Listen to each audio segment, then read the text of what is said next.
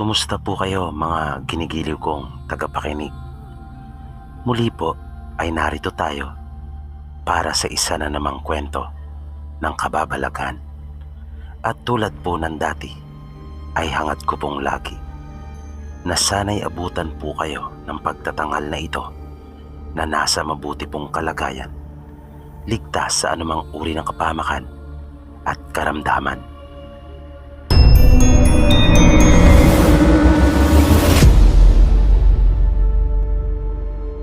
Narito na po yung pagpapatuloy ng aking kwento, Sir Pipi. Nang marating na nila Tino at Dado, yung nayon nung mga lalaking nag-imbita sa kanila at nag-alok ng tulong, ay may mga napansing kakaiba si Dado na talaga namang nagbigay ng hindi magandang pakiramdam sa kanya. Doon sila pinatuloy ng matanda sa mismong tahanan nito at nakita nila ang isang magandang babae na nalaman nila nung huli na manugang pala ito ng matanda. Dalawa lang silang naninirahan sa bahay na iyon. Sa pagtataya ni Dado, hindi bababa sa 10 bahay ang mayroon sa nayon na iyon. Hinainan sila ng babae ng makakain sa utos na rin ng matandang lalaki. Nang buksan na ng babae yung pinaglalagyang palayok ng pagkain, ay nagulat sila Tino at Dado, pagkat hindi man lang hiniwa yung mga laman loob na naroon. At kakaiba talaga yung pagkakaluto noon, na tila hinaluan pa yata ng dugo, o mas tama yatang sabihin na parang hindi na iyon hinugasan bago lutuin, at hindi rin iyon maganda sa pangamoy. Kaya kahit sila ay nagugutom dahil sa ginawa nilang mahabang paglalakad, ay tumanggi sila, pagkat hindi nila maatim na kainin yung pagkain na iyon. At nagkaroon na rin sila ng hinala at mga pagdududa kung karne pa ba ng hayop ang nakahain sa harapan nila o iba na. Ngunit patuloy silang inalok ng babae na kahit tikman lang o kaya naman ay kumain lang sila kahit kaunti.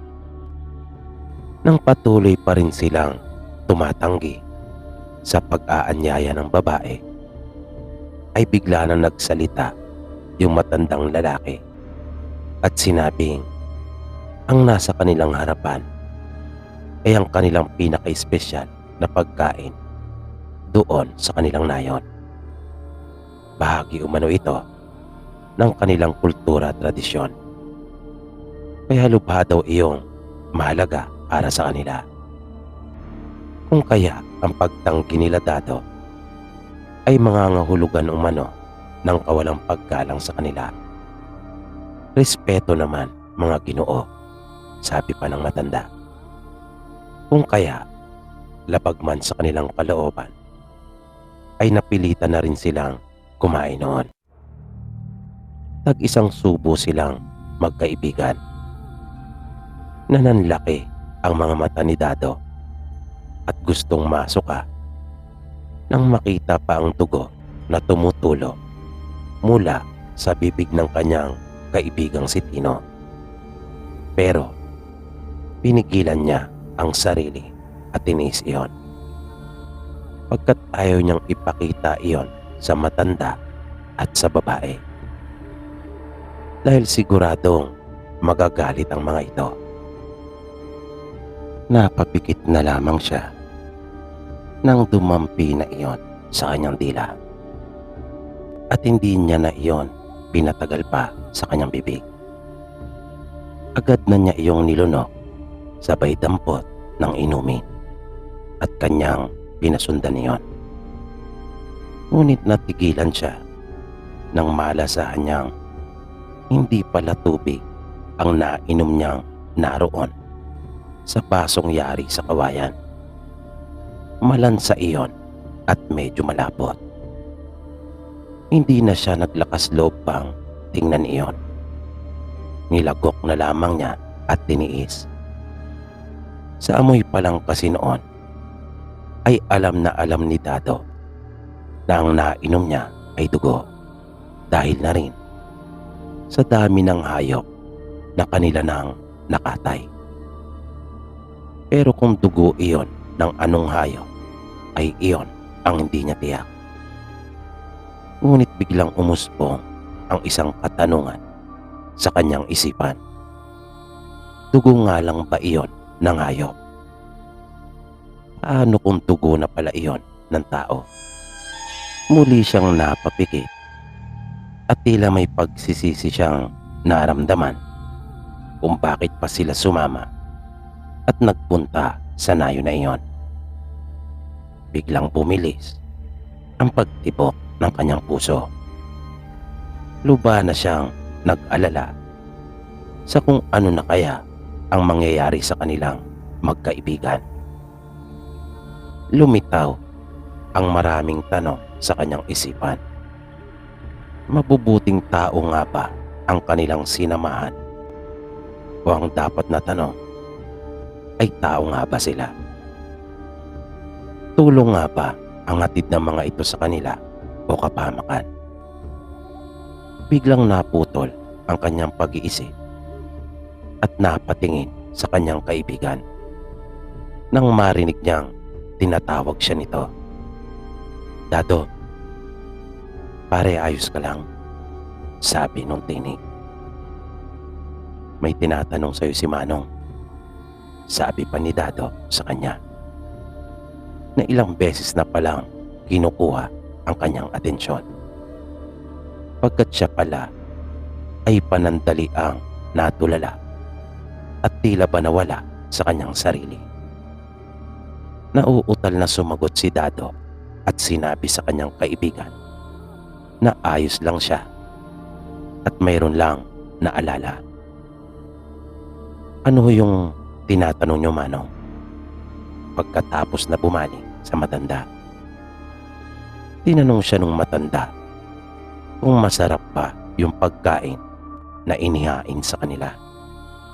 Hindi kaagad nakasagot si Dado na nakatitig pa rin sa matanda. Makaraan ang ilang sandali ay sinabi niyang oo.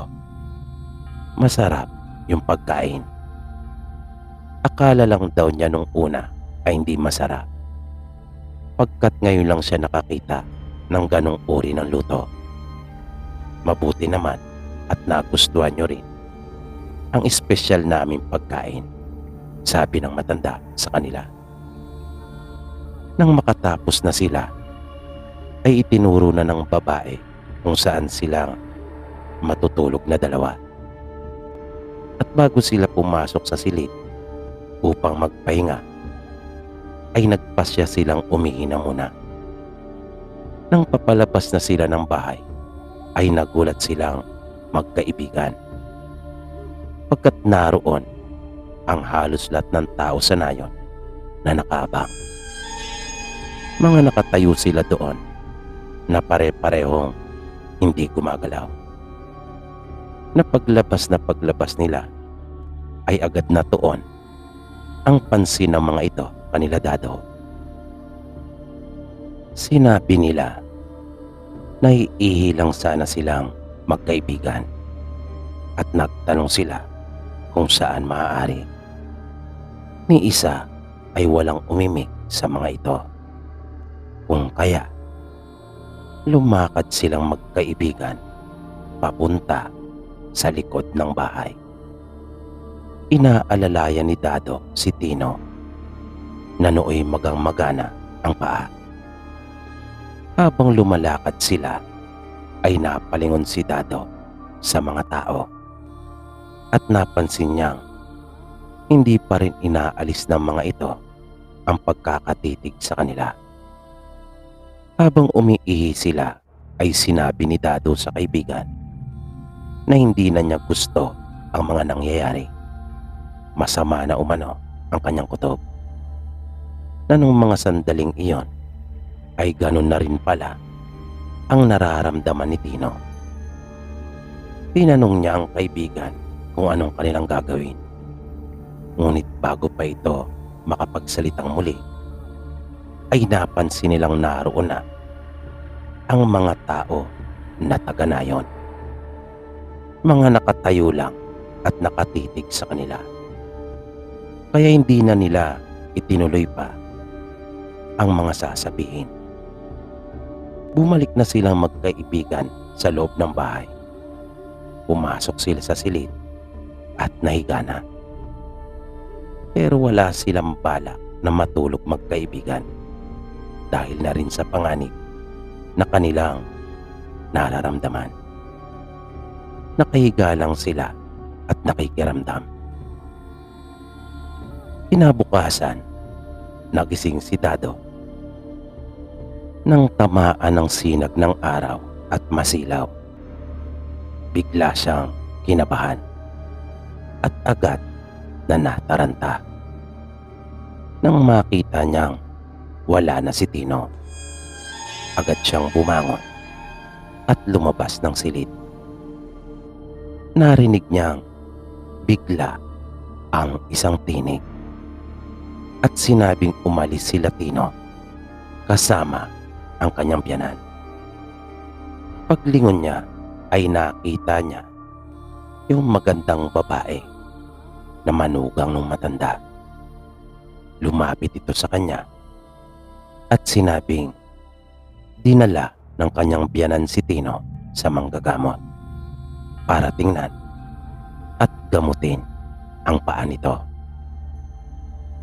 Sinabihan siya ng babae na maupo na sa gilid ng mesa at kanya siyang hahainan ng agahan.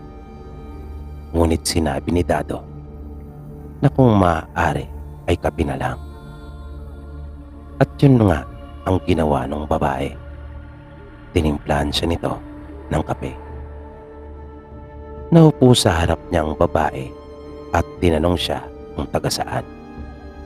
Nahihiya siyang tumingin sa babae pagkat lalo niyang napatunayan kung gaano ito kaganda.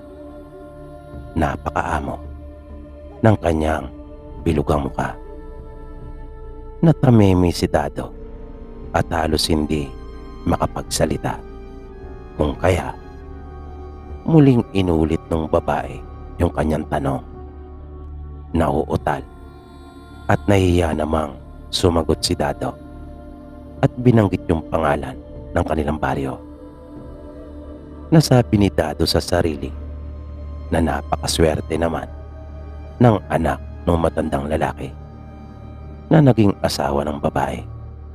Yun nga lang ay malas din dahil namatay kaagad at maagang nabiyuda yung napakagandang babae.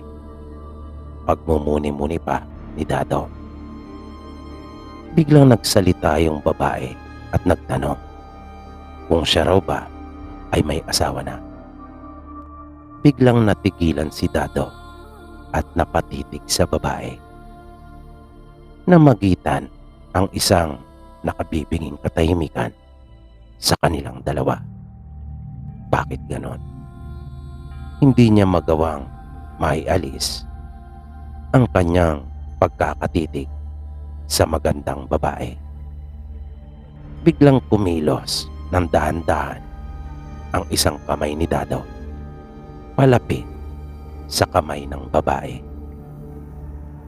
At namalaya na lamang niyang dahan-dahan na naglalapit ang kanilang mga mukha habang hindi pa rin nila inaalis ang pagkakatitig sa bawat isa. At napapikit sila kapwa nang maglapat na ang kanilang mga labi. Ramdam na ramdam ni Dado yung lambot ng mga labi ng babae. Napaigpit siya ng hawak sa kamay nito. Gumalaw na rin ang isa niyang kamay at niyakap niya yung babae. Naramdaman na rin ni Dado sa kanyang likod at batok ang mga kamay ng babae at tila kinakabig pa siya palapit. Mas naging mariin yung kanilang pagkahalikan. Ibinaba na ni Dado ang kanyang paghalik sa leeg ng babae nang biglang narinig niya ang tinig ng babae na muling inulit ng tanong sa kanya kung mayroon na raw ba siyang asawa. Nagulat naman si Dado at tila nahimasmasan. Oo, tugon ni Dado. At may isa kaming anak, dagdag pa niya. Muli nagtanong yung babae kung ano raw ba yung malalim niyang iniisip. At tila natulala siyang bigla at nawala sa sarili. Biglang kinabahan si Dado at mas lalo pa siyang nahiya. Pakiramdam niya ay namula ang kanyang buong muka. Mabilis na nag-isip si Dado ng may dadaylan. Hindi niya maaaring sabihin yung tunay niyang iniisip kanina. Hindi niya pwedeng sabihin doon sa babae na pinagnanasaan niya ito at pinagpapantasyahan. Kaya sinabi niyang iniisip lang niya yung kanyang pamilya. Baka raw kasi nag-aalala na sila pagkat hindi pa sila nakakauwi. At baka hinahanap na siya ng mga ito. Tumayo ang babae at sinabing iiwan daw muna siya nito sandali pagkat may mga gagawin pa siya. Tumangulang naman si Dado at nagpaalam na ito sa kanya. Sumilip si Dado sa may bintana at nakita niyang tinapa na pala yung kanilang mga nahuling baboy ramo at nakabilad. Mabuti na rin iyon, naisip niya. Pero nagtaka naman siya kung saan na nagpunta yung mga tao. Samantalang nung nagdaang gabi ay napakarami nila, naisip ni Dado. Ni isa ay wala siyang nakitang naroon. Doon na muna siya na malagi sa may bintana at inabangan ang pagdating ni Tino. Hanggang sa inabutan na siya doon ng tanghali ay hindi pa rin dumarating ang mga ito. Maya-maya ay narinig na niyang tinawag na siya ng babae para kumain. Kaya tumayo na siya at lumapit na sa pagkainan. Tinanong niya ang babae kung bakit wala pa rin si Tino. Sinabi naman ng babae sa kanya na baka kailangan talaga ng masusing gamutan ang napinsalang bahagi ng katawan ng kanyang kaibigan, kung kaya matagal.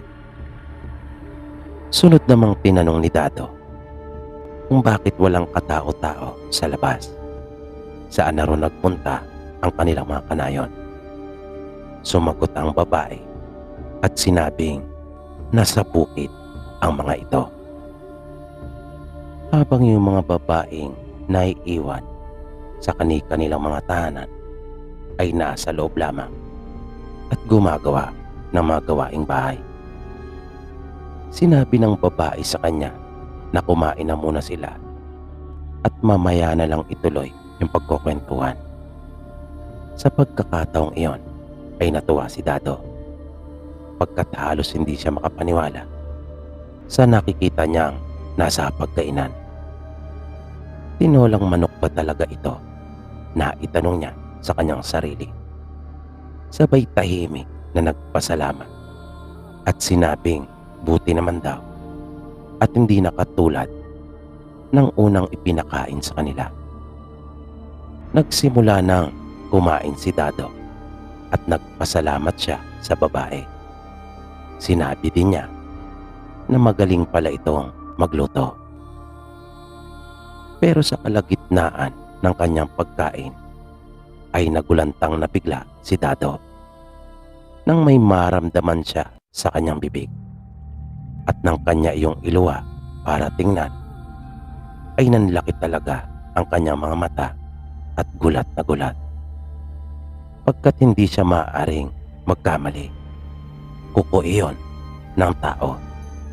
At hindi lamang iyon basta kabahagi, kundi isang buong kuko talaga iyon ng tao. At dito po, pansamantalang nagtatapos ang ating kwento. Muli, sana po ay inyong nagustuhan. At naway patuloy niyo pang subaybayan ang karugtong ng kwento po nating ito. Dito lamang sa Mga Totoong Kwento ng Kababalaghan. Maraming salamat po at hanggang sa muli.